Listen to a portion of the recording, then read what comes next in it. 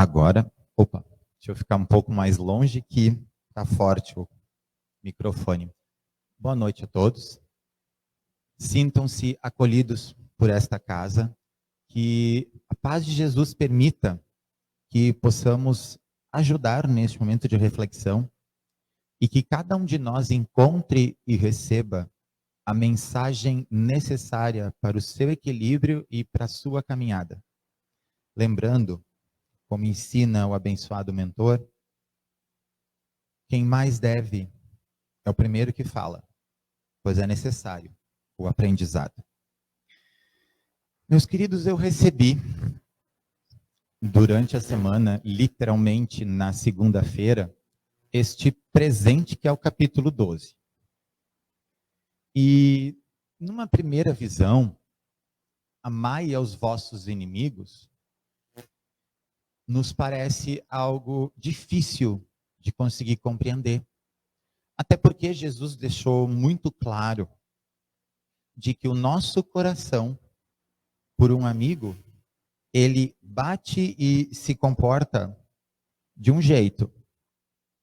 Por um inimigo, é natural que nós tenhamos outra forma de sentir, outra forma de reagir ou de agir em relação às emoções que ele então nos desperta.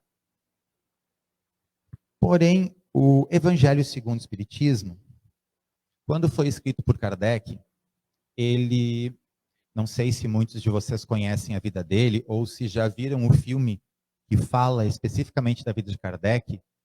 Ele era um estudioso, professor e cético.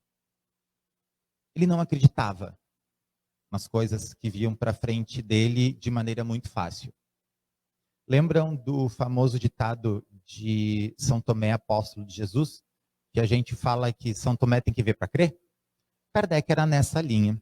Por isso o fenômeno das mesas girantes, por isso diversos médiums com psicografia, psicofonia apareceram na frente dele, e cartas de pessoas que ele nunca viu, dos mais diversos lugares do mundo, chegavam à casa dele de uma maneira que ele não compreendia, e a mensagem delas era igual. E depois mudava a sequência de cartas e a mensagem era igual. Daí trocava de assunto e eram mesmas cartas iguais. E não eram dos mesmos médios e não eram dos mesmos países. A espiritualidade teve que provar para Kardec que ela existia. E a partir dali, a espiritualidade recebeu e conseguiu trazer ao seu seio um pesquisador extremamente sério, que é da onde vem a nossa seriedade e a tranquilidade em ler o Evangelho e compreender a sua caminhada. A gente observa como ele era, que forma que ele foi trazido ao Espiritismo, você entende da onde vem o que ele prega, que é a fé raciocinada, ou seja, entenda por que você está acreditando no que eu estou te dizendo. Não permita-se viver com a fé escondida, ou seja, os milagres da fé sem explicação. Se você vai crer em algo, use a sua mente e o seu coração para avaliar o que o Espírito está te dizendo. E ele não diferenciou de nenhuma forma encarnados e desencarnados, ele falou em espíritos. Então eu me incluo neste rol. Se o que nós servimos hoje de instrumento da espiritualidade para trazer uma palavra não fizer lógica para a mente de vocês, juntem tudo e joguem fora. Apenas acolham o que fizer lógica para a mente de vocês, que é o que o Espiritismo prega. Porém, o que ele fez no Evangelho?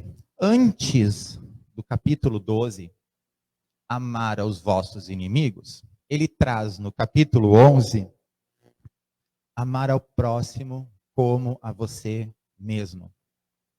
Então, no capítulo anterior, Kardec começa a nos deixar muito claro de que nós só podemos dar algo a uma outra pessoa que nós temos por nós.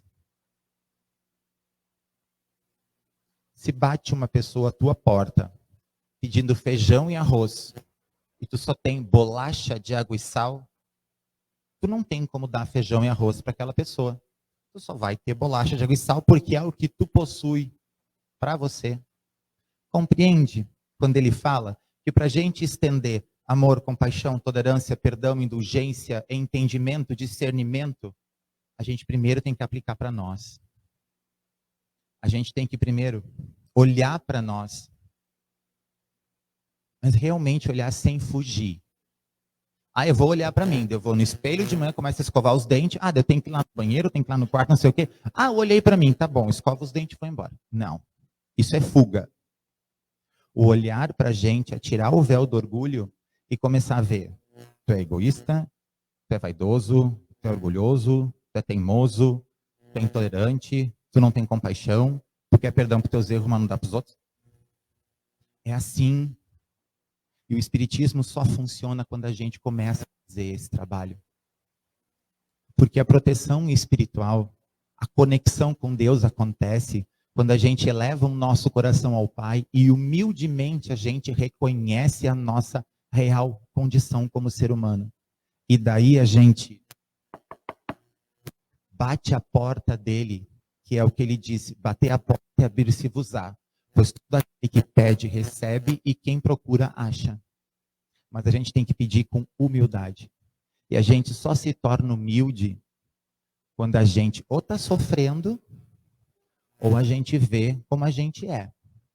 Porque o ser humano, todos nós habitados, todos nós que estamos neste planeta, independente da raça, ou cor, ou credo, somos seres num processo de aprendizagem e crescimento. Nós estamos num planeta de provas e expiações, nós não somos diferentes do irmão que está no presídio. Nós não somos diferentes do irmão que está no sanatório. Apenas as atitudes dele, pelas leis da terra, levaram ele para lá. Apenas a condição mental dele levou ele ao sanatório. Mas cada um tem uma caminhada de aprendizado. E todos vibramos na mesma faixa. E através da visão, a gente eleva a nossa condição a Deus.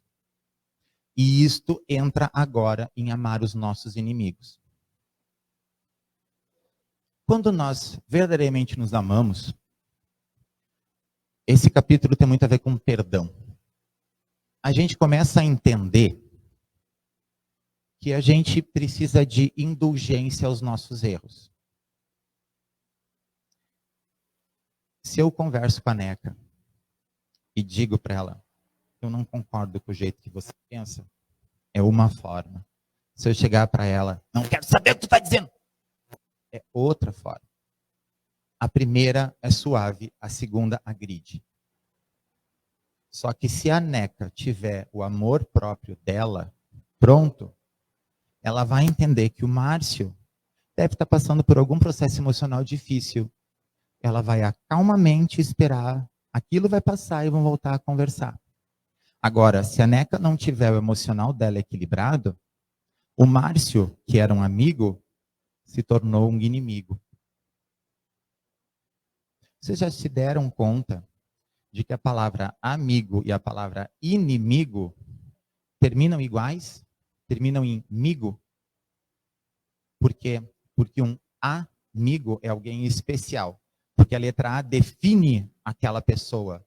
Ela mostra que aquela pessoa nos importante. A gente gosta de rir, de conversar. Agora, se aquela pessoa acaba recebendo um inimigo na sua identificação conosco, é porque alguma coisa ela fez que nos machucou. E a gente não estava emocionalmente bem e não teve condições de respirar, deixar passar um pouco e ir lá, escuta, o que tu quis me dizer mesmo com aquilo? Ou, perdoe-me, eu me machuquei com o teu comentário. De alguma forma, tentar buscar uma conversa. Isso não é fácil. Não existe milagre. Existe uma caminhada. Cada vez que a gente tropeçar na banana, a gente vai entender que ela escorrega. Então, na próxima banana, a gente vai tentar pisar com menos força, para tentar não cair. Porque, infelizmente, a nossa vida é repleta de bananas ao longo do caminho. É repleta de situações que muitas vezes as outras pessoas ocasionam. Eu estou vivendo isso agora. E elas não acreditam que aquilo bateria em você do jeito que bateu. elas não têm a noção de como você se sentiu. E aí vem um aprendizado. Quem conheceu o Márcio há 8 anos atrás, lembra que o Márcio pesava 132. E que o Márcio se tratava com um psiquiatra, que o Márcio tomou remédio de tarja preta, que o Márcio hoje está com psicóloga, os amigos do Ramatiz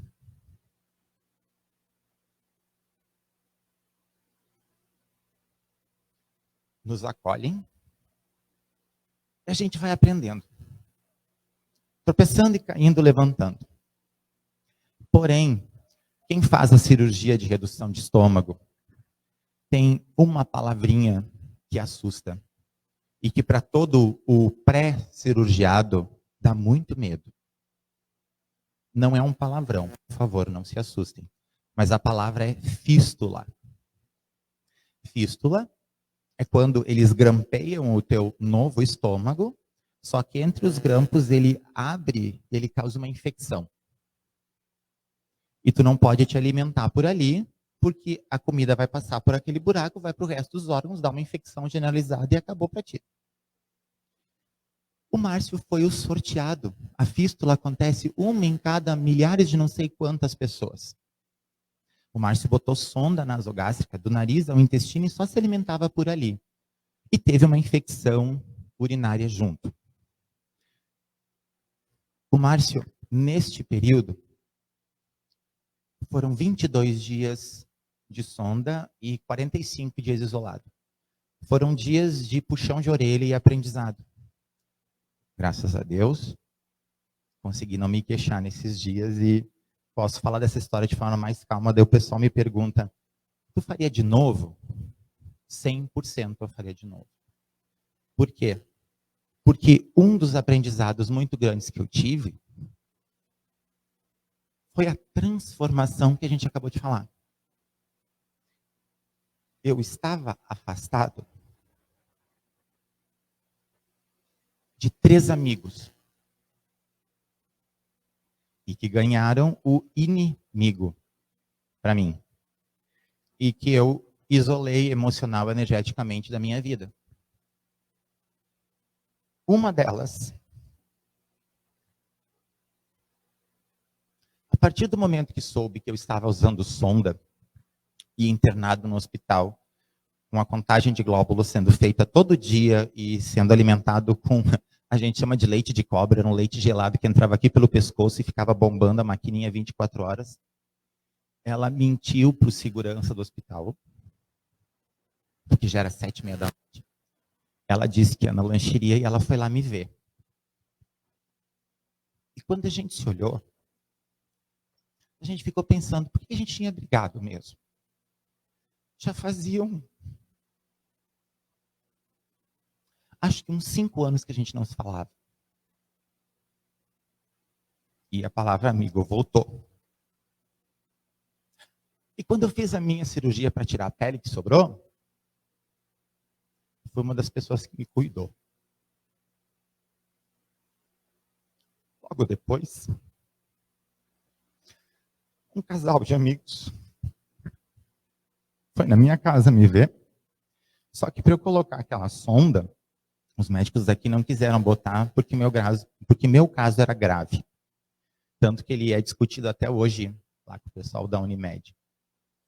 E este casal de amigos prontamente ofereceu o carro deles para me levar a Passo Fundo para eu fazer o processo. Na ida, eu consegui a ambulância, mas na volta eu não tinha como ir.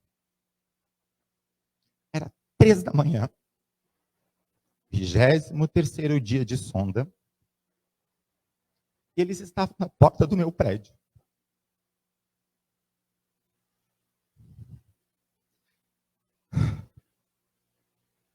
Graças a Deus, o intolerante e ignorante do Márcio teve a bondade dessas pessoas me perdoarem primeiro.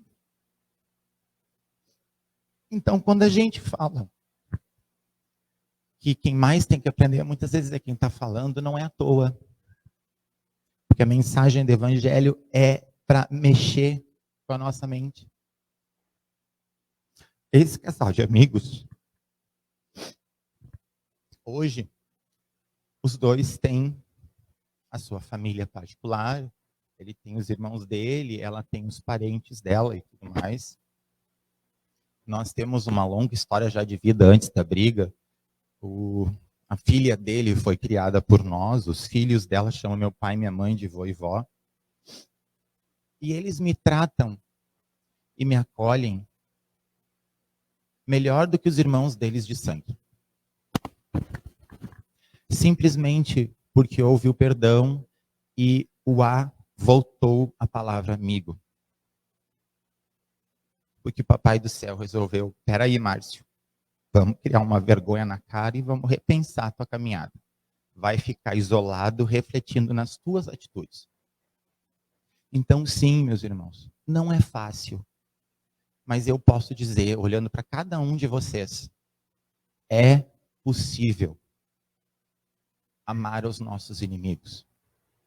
A gente não precisa ter por eles um amor que a gente tem por um amigo de longa data, mas respeitá-los e não desejar mal a eles é o primeiro ponto da caminhada.